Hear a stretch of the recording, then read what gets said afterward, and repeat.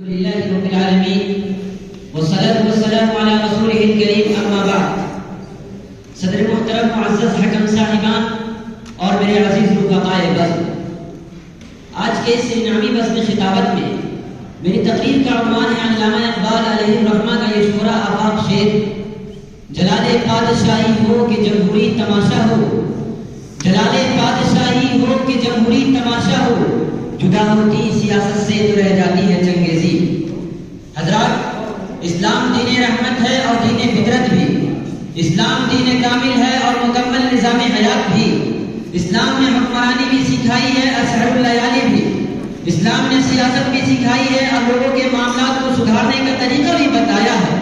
اس میں سب کے لیے یکساں پیام امن و سلامتی ہے، خواہ وہ مسلمان ہو یا غیر مسلم، مرد ہو یا عورت، بوڑھا ہو یا جوان، بچہ ہو یا پیر مغاں، دوست ہو یا دشمن، تاجر ہو یا کاشتکار، عالم ہو یا جاہل، غریب ہو یا امیر، بادشاہ ہو یا فقیر، اسلام ہر ایک کے ساتھ اس میں سلوک کرنے کی تعلیم دیتا ہے، ہر ایک کے ساتھ منصفانہ زندگی گزارنے کی تلقین کرتا ہے۔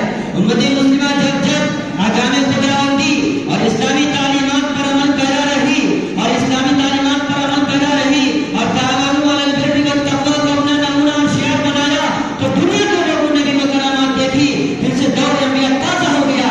لیکن آج کا یہ زمانہ 21ویں صدی بغض و عداوت، ظلم و ناانصافی، وحشت و بربریت سے لبریز ہے۔ آج انسان انسانیت کا راستہ چھوڑ کر جہاد میں پڑا ہوا ہے۔ اس نے محبت کی جگہ عداوت کو اپنا شعبہ بنا لیا، عدل و انصاف سے تئیدست ہو کر ظلم و ناانصافی کا خوگر ہو گیا۔ آج ہمارے معاشرے کے لوگوں کی اسلام اور سیاست سے بے نیازی اور بیزاری سماج اور معاشرے کو بگاڑ کر رکھ دیا۔ پاکیزہ سیاست کی جگہ ناپاک سیاست نے لے لی، سیاسی لیڈروں نے انسانیت کا خون کر ڈالا۔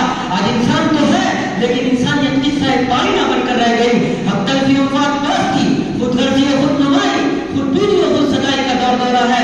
الغرض شاعر یہ کہنے پر مجبور ہے: ایک دو زخم نہیں سارا بدن چھلنی، ایک دو زخم نہیں سارا بدن چھلنی، درد بچھاڑا پریشان کہاں سے اٹھے۔ اگر دیکھنا ہو سیاست کسے کہتے ہیں تو کل کو تاریخ کے اوراق اور دیکھو حضرت ابوبکر صدیق رضی اللہ عنہ کی حالات زندگی، اور اگر دیکھنا ہو سیاست دین کا حصہ کیسے بنتی ہے تو لاؤ تاریخ کی کتاب اور پڑھ لو ہوگا، آپ کو ایک نام چمکتا ہوا نظر آئے گا: حضرت عمر بن خطاب رضی اللہ عنہ۔ وہ قائد جس نے کہا تھا دجلہ کے کنارے ایک بکری کا بچہ بھی پیاسا مر جائے تو عمر سے سوال ہوگا۔ یہ صاحب کی سیاست ہے، یہ عدل کی حکومت ہے، یہ انسانیت کی پاسبانی ہے۔